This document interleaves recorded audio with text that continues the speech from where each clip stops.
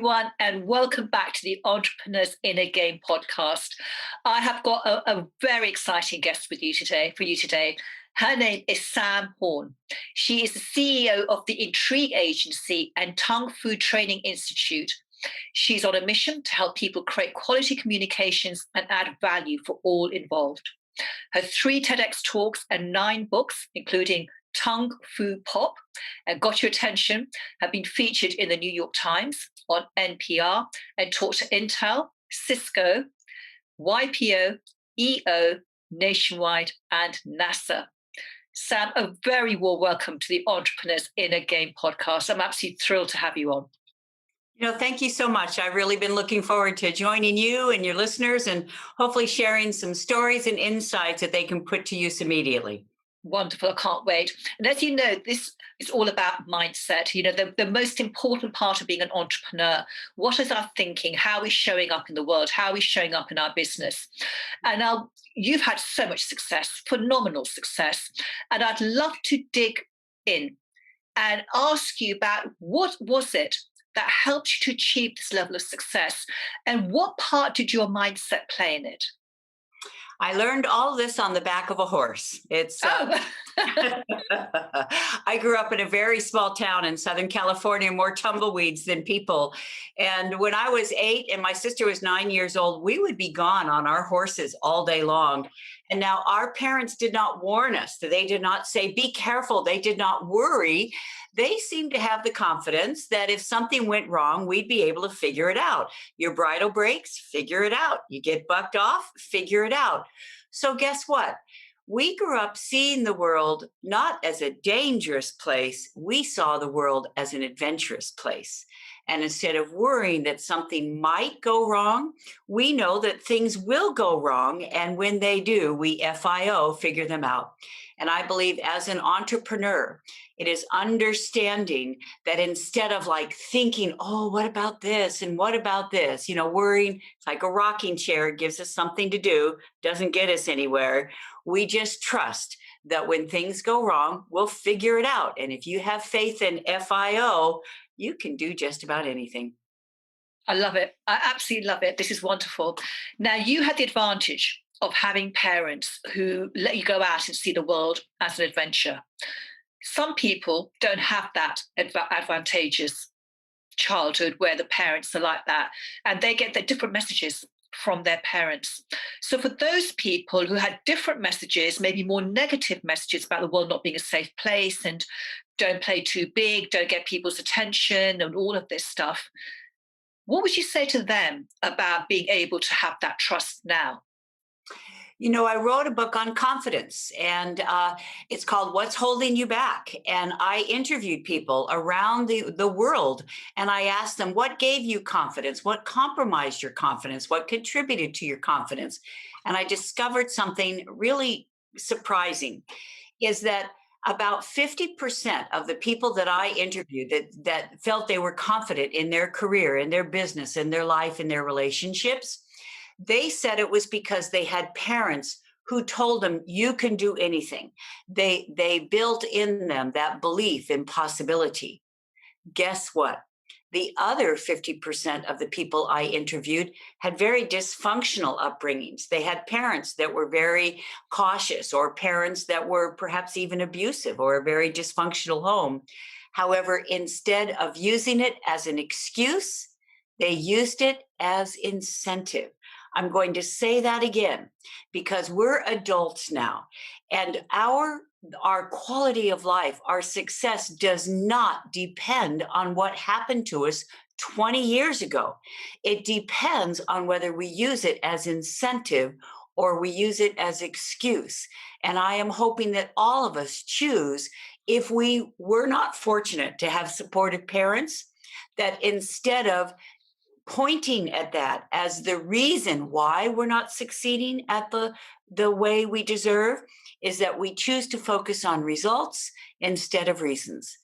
Chuck Yeager, who was the first man to break the sound barrier, said at the moment of truth, there are either reasons or results.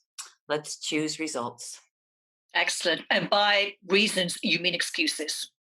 That's I it's like, well, it's like my parents divorced when I was 10, and so I just can't be in a trusting relationship. Well, my dad worked at a job he hated, and we always have to pay the bills, and that's right. If we are using these reasons as why we are not succeeding the way we want, we will never succeed because there will always be reasons. So are we going to focus on results?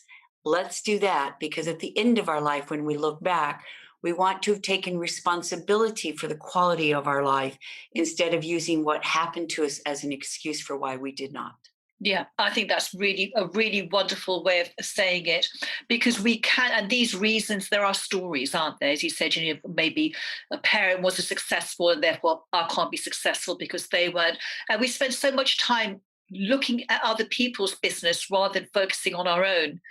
And we obviously pick up a lot of stories or make them up as children. When has your mind tripped you up? There you are. Let's double down on what you just said about stories.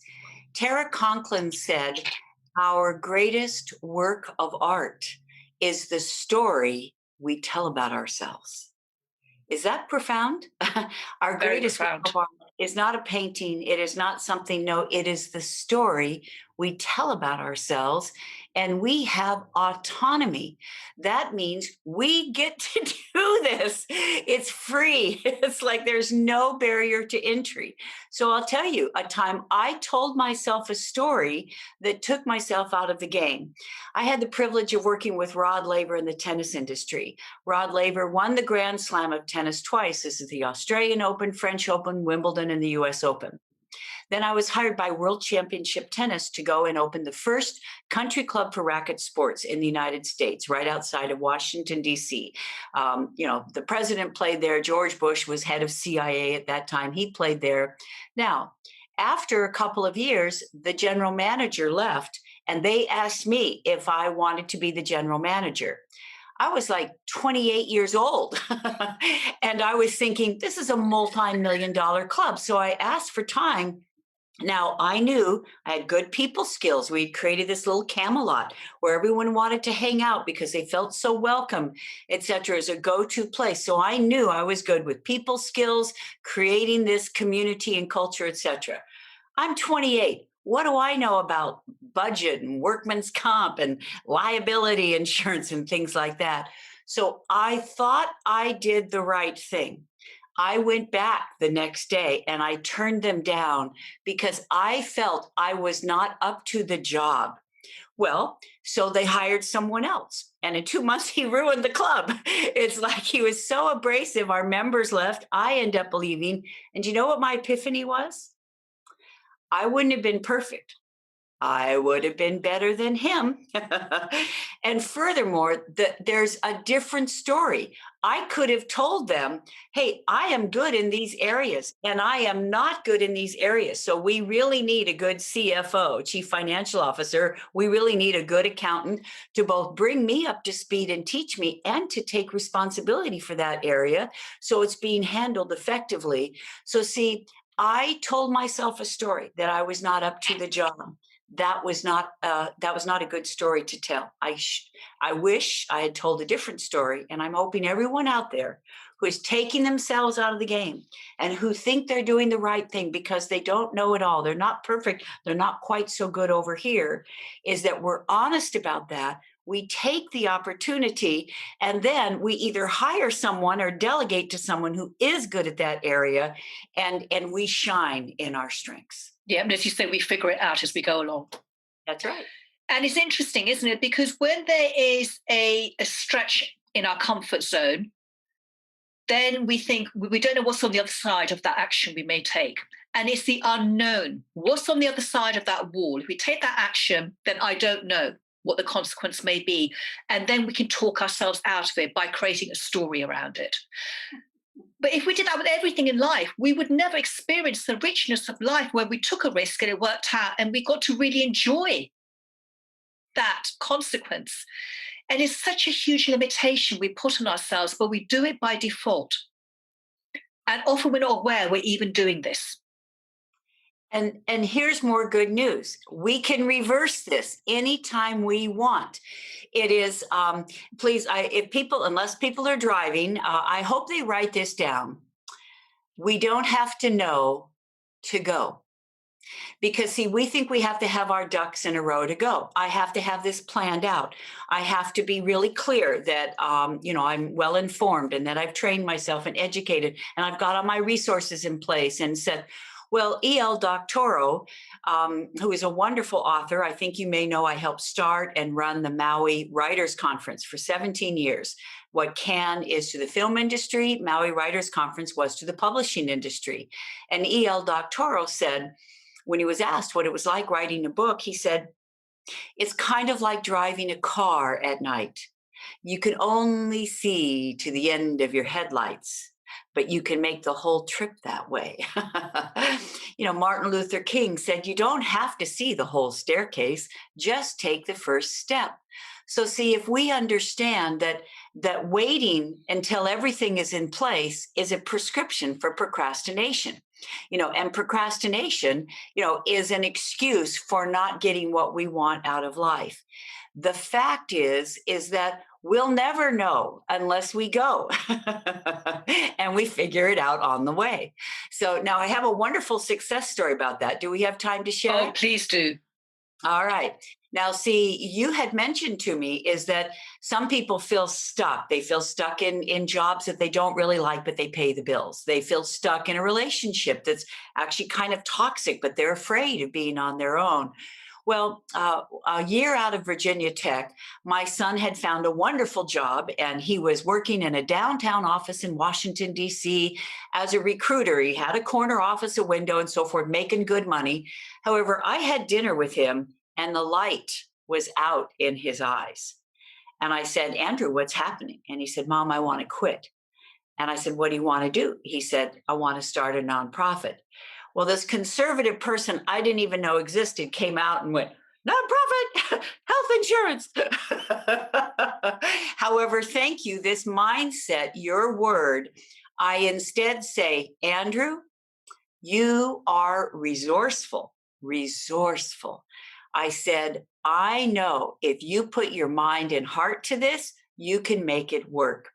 So Andrew found a place called Affinity Lab, which is like a co-work space, so that instead of trying to do this in his bedroom, where it'd be really easy to watch TV or have a beer or just stare at the wall, he worked where the first week he was there. And now this cost, by the way, back in those days, it cost $60 a week in order for him to have this desk in this shared workplace. Someone walked by and said, oh, Andrew, what are you working on?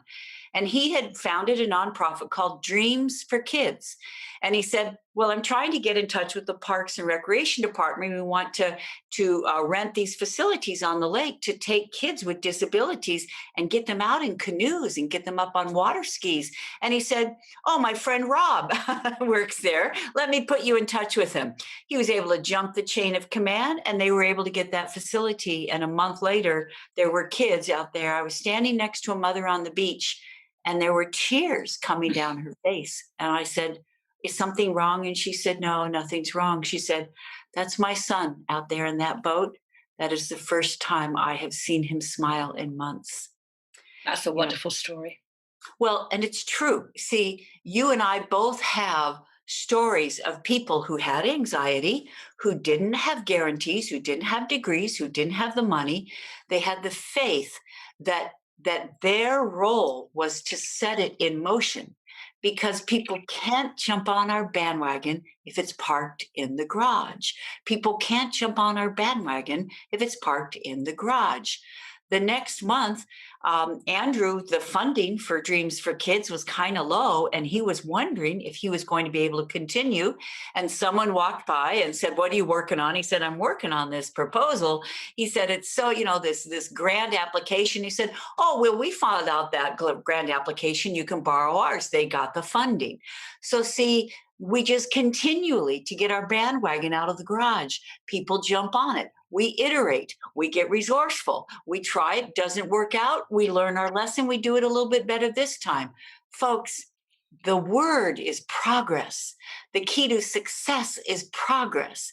And if we allow ourselves to be stuck and stalled, there is no progress, there is no success. Wonderful. I love it. Get your bandwagon out of the garage, because when it's parked in the garage, no one knows about you. You're playing small. And you retreat and you spiral into depression. You retreat and you withdraw, and the doubts become your world because you are not getting any experience or evidence or education to connect the dots. I believe that I know we talk about mindset with you, and part of my mindset is that I'm constantly collecting dots. A new person is a dot. A new experience is a dot. A new book is a dot. A new documentary is a dot. And the more dots we connect, the more this one connects with this one. And now 1 + 1 = 11. So if we see life as getting out and meeting people and doing things and learning things and experiencing new things, we are collecting more dots. We are connecting more dots, and that moves us forward. And once again, I bet you know about the term ikigai, don't you? I hope our people write it down. Ikigai. Ikigai is a Japanese term that means a reason to get up in the morning. It's what's our purpose. So I'm asking people right now, what is something that puts the light on in your eyes? Just thinking about it. Is it joining a choir? Is it starting your own business? Is it writing a book? Is it launching a nonprofit? What is something that puts the light on in your eyes? And now you have an ikigai goal. Once you have an ikigai goal that gives meaning and momentum to your days, then every day you think, all right, now how can I research this a little bit more? Oh, what is a group where I can get involved and they can support me in this so I'm not going it alone? Once you get an ikigai goal and you start taking little mini steps toward it, your life has meaning, it has momentum, it has purpose, you have something to look forward to. You've got ikigai. I love it. What a wonderful term. I will remember that one. I know you're very, very strong about collaborating, and we don't have to do it on our own. And being entrepreneurs, it can be a very isolating experience. We're sat at home, we can't even get out anymore for the time being. We're sat at home, we may be having Zoom calls, etc., but it can still be a very lonely experience. Can you share your tips? How do we start collaborating? Well, here's a quick story that I think will inspire people, and it tells them how to do it as well. Is that about 6 years ago, my son Andrew was very exhausted, and he said, "What's going on, Mom?" I said, "Andrew, I've got to fly back to DC and then fly back." And he said, "There's something about you I don't understand. You own your own business, Mom. You have autonomy. You could kind of do whatever you wanted, and you're not taking advantage of it."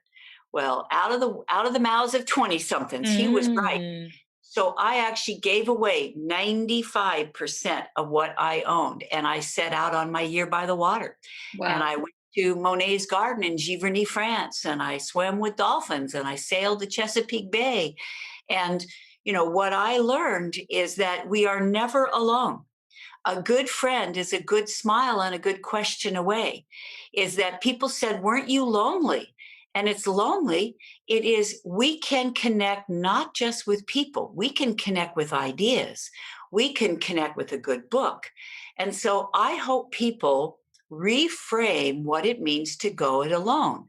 If they focus on, no one's supporting me, I'm so lonely, I don't have a significant other, I don't have a partner, etc., that once again we are retreating and withdrawing. We're telling ourselves a story, and we are taking ourselves out of the game of life. Would you like one of my favorite stories of the year by the water that is an antidote to this? Yes, please. Oh, good. Well, I was speaking in Boston at a conference, and a woman put her hand up and she said, "Is there any place you did not get to go to on your year by the water?" And I said, Walden Pond. I said, Henry David Thoreau is a real favorite, a real role model, I think, of someone who lived a fulfilling life. And I never made it to Walden Pond. And she said, it's an hour away. Well, blow me over with a feather. I did not know it was an hour away. So now, see, that was the call of something that was meaningful that I always wanted to do was an hour away. Now I had a commitment the next day. Before, I would have just said, well, I guess I can't go to Walden Pond because I have to keep this commitment because, see, that's the right thing to do. Now I've learned, I called my client and I explained the circumstances. And I said, if you would like me to keep the commitment, I absolutely will. And she said, actually, moving this to next week works better for me. Yeah. So see, we speak up, right? And we collaborate because now this person was telling me that not only was I not disappointing her or breaking a commitment, rescheduling worked out better. So now I'm driving to Walden Pond, and Rumi said, listen to the voice that has no words. So there was this whisper. It was rainy, and this voice kept saying, get up and go in the morning. Get up and go in the morning. So I found a B&B and I listened to that Rumi voice. The next morning when I got at Walden Pond, there were only 4 cars in the parking lot. I got there as soon as it opened. Now I'm getting my backpack out of the trunk, and here walks a man in his swim trunks with a towel thrown over his shoulder. This is October in New England. And I said, is it warm enough to swim? And he said, it is if you go down to the end of the lake. There's a shallow cove by Thoreau's cabin. It's a little bit warmer. So I'm going down, I'm hiking through this cathedral of trees with the light filtering in, walking on pine needles. And I come around a corner, and I know it's a cliche. Have you ever seen anything so beautiful that it took your breath away? And here was this cove with mere glass water with the fall leaves reflected in it. Now, here's the problem. I didn't have a swimsuit. So I'm standing on the shore going, should I, shouldn't I, should I, shouldn't I? And then a little thought bubble came up. Clothes dry, memories don't. Clothes dry, memories don't. So I went in, and I will remember for the rest of my life floating on that water. And I knew that I was going to walk where Thoreau walked, and I knew I was going to write where he wrote. Little did I know I was going to swim where he swam. What a great story. Well, we are here to go in. You're all about mindset. And so what is a philosophy, a mantra? That when we're at shore's edge and should I, shouldn't I, and those doubts and those stories are holding us back, what do we say to ourselves to remind ourselves, I trust I can figure it out. Get the bandwagon out of the garage. We're here to go in. I hope each of us have a mantra so that we're at that crossroads of courage that we choose to go in. Absolutely. We are here definitely to go in. What about if you have that intention? You say, okay, I'm going to do it. I'm going to take that risk. I'm going to just stretch my comfort zone. But then at the last minute, you talk yourself out of it because the fear is still there. Then what? Is fear. Let's not even put that out there. And here's what I mean, Nina, is that, see, we cannot keep going back to, well, I was going to do it and then the fear held me back. No, you say, I used to. In the past, I used to want to go to that networking event, and then I wouldn't know anyone there. And I started thinking no one's going to want to talk to me. So I ended up not going. Do you see, we keep reverting. We keep going back to the default. Now, do we have time to share one last little story? Oh, of course. Yes. Well, all right. So I am, one summer I was working on my book. This was my pop book. And I was just writing. And I realized, wait a minute.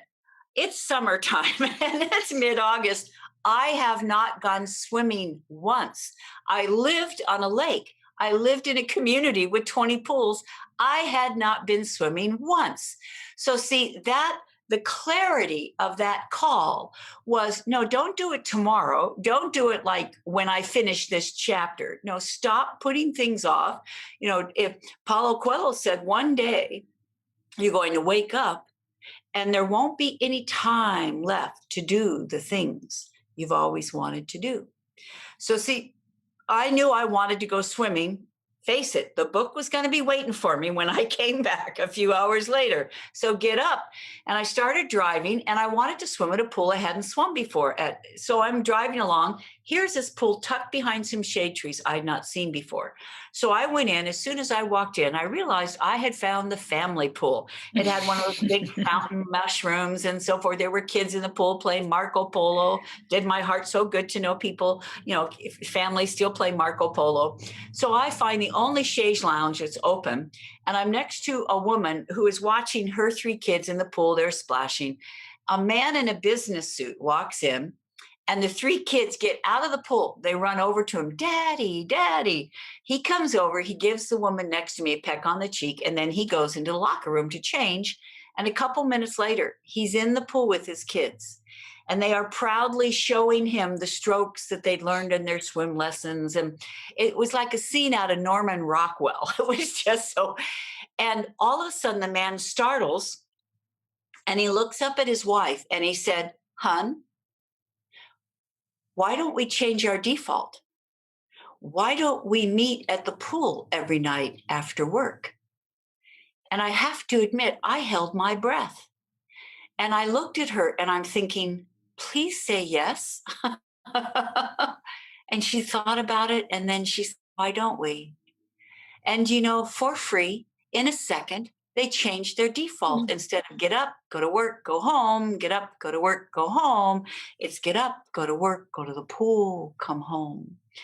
And maybe I'm being a Pollyanna about this. It's just maybe they always look back at that summer. At the summer, everything was right in their world. The summer that they met at the pool at golden hour every day. Golden hour is waiting for us. And we can change our default right now if we say, well, I used to let fear hold me back. In the past, if I was going to do something and those doubts started creeping in, I would let those doubts win. Now I ask myself at the end of life, when I look back, what do I want? Do I want reasons or do I want results? Do I trust that I can figure it out? And do I get my bandwagon out of the garage so that I am meeting new people and having new experiences and doing what calls me and moving toward Ikigai goal? The choice is right here, and every single one of us can do it right now, and it's free. And there's really nothing holding you back. There's a future that's waiting for you. Yeah, and the thing is, we do it now rather than putting off in the future. When I have that, I'll do it. It's do it now because we have what we need right now to do it. Mm-hmm. Yeah, I think, I wrote a book called Someday is Not a Day in the Week. And it is based not just on Paulo Coelho's quote, it's based on all of these quotes about time. Michael Altshuler says the bad news is time flies. The good news is you're the pilot. Rene Ricard said, tomorrow is another day, but so is yesterday. And the Buddha said, the thing is, we think we have time. The time is now, not later. Now is the new later. Now is the only moment we have, isn't it? We have nothing else apart from now. Yes. Wonderful. I could talk to you all day, and I feel so inspired listening to you because everything you said is, for me, the absolute truth. And it is all about the decisions that we make and the excuses that we make and whether we're going to become so aware of those excuses and see them for the lies that they actually are. And we just do it. Sam, how can our listeners and our viewers find out more about you and your work? Well, thank you so much for asking. I have 2 different websites because I really do 2 different kinds of work. So one is Intrigue Agency. It's INTRIGUE, Intrigue Agency. And my TEDx talks are on that. We've got a pop masterclass coming up where we talk about how you can get that idea out of your head and into the world, whether it's a book or whether it's a business or whether it's a cause or whether it's a TEDx talk. And then I have another website called tonguefu.com, TONGUEF, and then tonguefu.com. And that's where we talk about how to deal with difficult people without becoming one ourselves and how we can turn conflicts into cooperation at work, at home, and online and in public with some real life techniques that really can transform our relationships for good. Wonderful. I would encourage everyone to go and take a look at both of your websites because your content is inspiring. It's wonderful. Thank you so much for being here today. I really, really enjoyed chatting with you. And for everyone who's been watching and listening, I hope you've loved it as well, as much as I have. Until next time, bye bye for now.